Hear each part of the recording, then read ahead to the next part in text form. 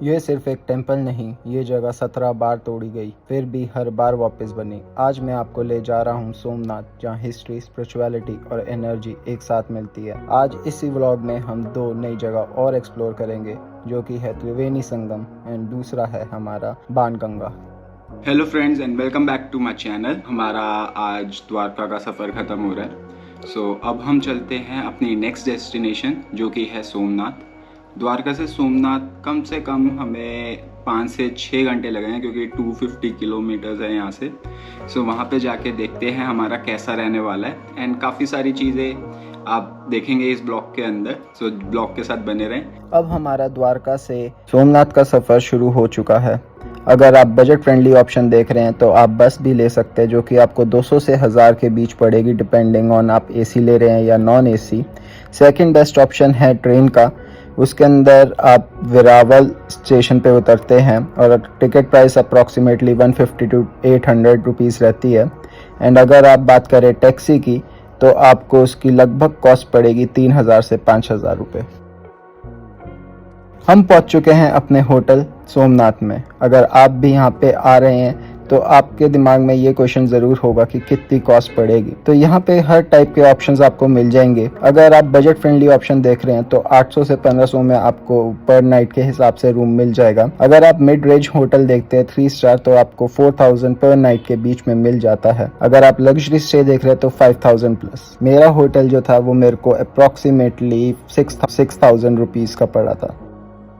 So finally हम सोमनाथ पहुंच चुके हैं।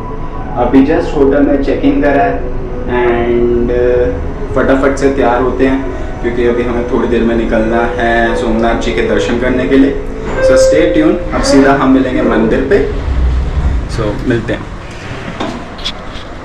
So guys, we are finally ready and हम जा रहे हैं सोमनाथ ज्योतिर्लिंग के दर्शन करने। होटल से मंदिर का डिस्टेंस ज़्यादा नहीं है, बस कुछ ही मिनट का सफ़र। लेकिन अजीब सी बात है, जितना पास आते जा रहा हूँ उतना ही अंदर से कुछ फील होने लगता है। शायद ये जगह ही ऐसी है। सोमनाथ का नाम सुनते ही एक ही चीज़ याद आती है, एक ऐसा मंदिर जो बार बार तोड़ा गया लेकिन हर बार वापस बना। और शायद इसी वजह से ये सिर्फ एक मंदिर नहीं, एक सिंबल है स्ट्रेंथ का। कहते हैं ये पहला ज्योतिर्लिंग है जहाँ लॉर्ड शिवा खुद विराजमान है। इस मंदिर को कई बार डिस्ट्रॉय किया गया, लेकिन हर बार लोगों ने इसे वापस खड़ा किया। और शायद इसलिए सोमनाथ सिर्फ एक मंदिर नहीं, एक मैसेज है। लाइफ में भी ऐसा ही होता है। हम गिरते हैं, टूटते हैं, कभी कभार फेल भी हो जाते हैं, लेकिन अगर सच्चे दिल से हमें विश्वास हो तो वापस उठना भी हमारे लिए उतना ही आसान होता है। ये समुद्र हज़ारों साल से यही हैं और ये मंदिर उनके सामने सीधा खड़ा है, जैसे कह रहा हो, चाहे कितनी भी लहरें आए, मैं यहीं रहूँगा। अब हम पहुँच चुके हैं मंदिर के अंदर। जैसे ही आप अंदर एंटर करते हो, दुनिया के शोर शराबे से आप बिल्कुल ही दूर अपने आप को फील करोगे। यहाँ सिक्योरिटी काफ़ी स्ट्रिक्ट है और फोटोग्राफी भी अंदर अलाउड नहीं है, लेकिन शायद यही सही बात है। कुछ जगहें ऐसी होती हैं जो कैमरे के लिए नहीं, सिर्फ दिल के लिए होती हैं। जैसे जैसे मैं आगे बढ़ रहा हूँ, टेंपल बेल्स की आवाज़, चैंट और एक पीसफुल एनर्जी, सब कुछ फील हो रहा है। ये वो मोमेंट है जहाँ आप कुछ बोलते नहीं हो, बस फील करते हो। अब मैं दर्शन के लिए जा रहा हूँ, कैमरा यहीं रुक जाएगा, लेकिन जो फील हो रहा है वो वर्ड्स में एक्सप्लेन नहीं हो सकता। यहाँ आके एक चीज़ समझ आती है, फेथ क्या होता है। लोग यहाँ सिर्फ विश मांगने नहीं आते, लोग यहाँ स्ट्रेंथ लेने आते हैं। लाइफ में कितनी भी प्रॉब्लम्स हो, जब आप ऐसी जगह पे आते हो, सब कुछ थोड़ा हल्का लगने लगता है। शायद इसलिए ही लोग कहते हैं सोमनाथ सिर्फ एक टेंपल नहीं, एक एक्सपीरियंस है। अभी मैं दर्शन करके बाहर आ रहा हूँ और ऑनेस्टली क्या फील हो रहा है वो वर्ड्स में एक्सप्लेन करना थोड़ा मुश्किल है। बस इतना लग रहा है जैसे अंदर कुछ शांत हो गया हो। इतनी भीड़ थी, इतना रश था, फिर भी जब दर्शन हुआ, एक सेकंड के लिए सब कुछ रुक गया। ना कोई टेंशन, ना कोई डिस्ट्रैक्शन, बस एक मोमेंट और एक कनेक्शन। शायद इसी को कहते हैं पीस।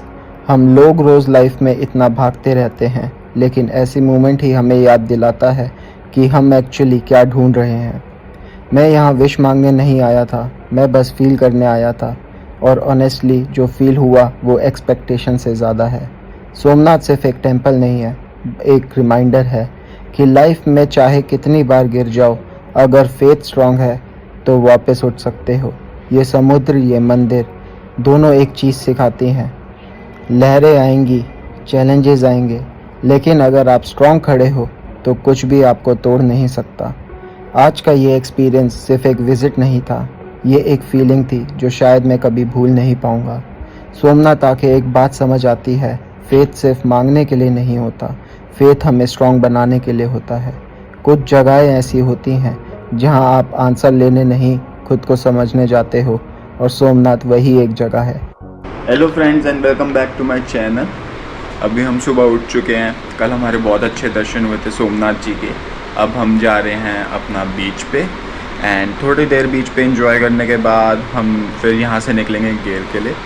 सो फाइनली करते हैं। सो स्टे ट्यून, मिलते हैं आगे के ब्लॉग में।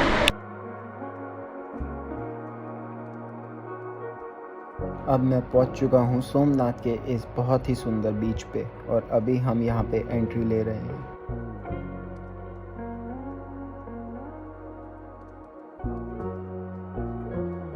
यहाँ एंट्री के लिए टिकट लेनी पड़ती है, और ऑनेस्टली ये एक्सपीरियंस टोटली वर्थ इट है।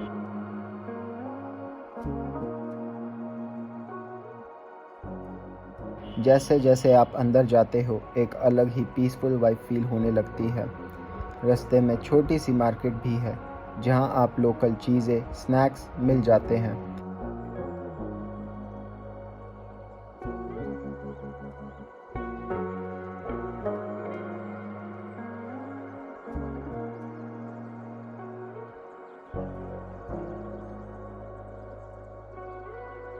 इस रास्ते के एंड में आपको मिलती है ये हनुमान जी की मूर्ति, जो इस जगह की एनर्जी को और पावरफुल बना देती है। यहाँ आके आपको अपने आप मन शांत फील होने लगता है।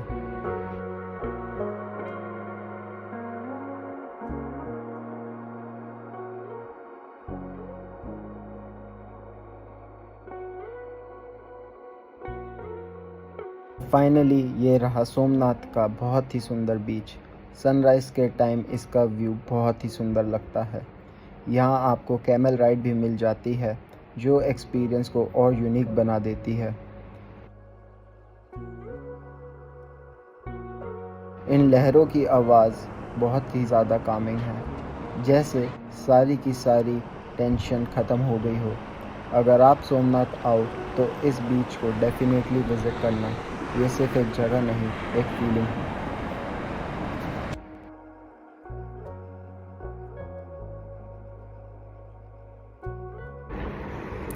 अब हम जा रहे हैं अपनी नेक्स्ट डेस्टिनेशन, जो कि है त्रिवेणी संगम। ये मंदिर से सिर्फ 1 किलोमीटर की दूरी पे है। अगर आप वॉक करके जाते हैं 15 से 20 मिनट, एंड अगर आप ऑटो लेते हैं तो 5 से 10 मिनट लगते हैं।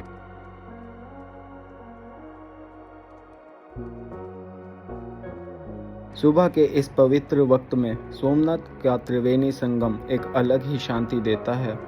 यहाँ पर 3 पवित्र नदियाँ हिरण, कपिला और सरस्वती मिलते हैं अरेबियन सी से। लोग यहाँ आते हैं अपने पापों को धोने और एक नई शुरुआत करने। पानी की हर लहर जैसे एक नई एनर्जी, एक नई पॉजिटिविटी लेकर आती है। ये जगह सिर्फ एक घाट नहीं, बल्कि एक स्पिरिचुअल कनेक्शन है, जहाँ आप खुद को फील करते हो।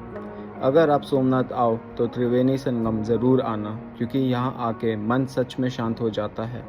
ये सिर्फ पानी का संगम नहीं, ये शांति और श्रद्धा का संगम है।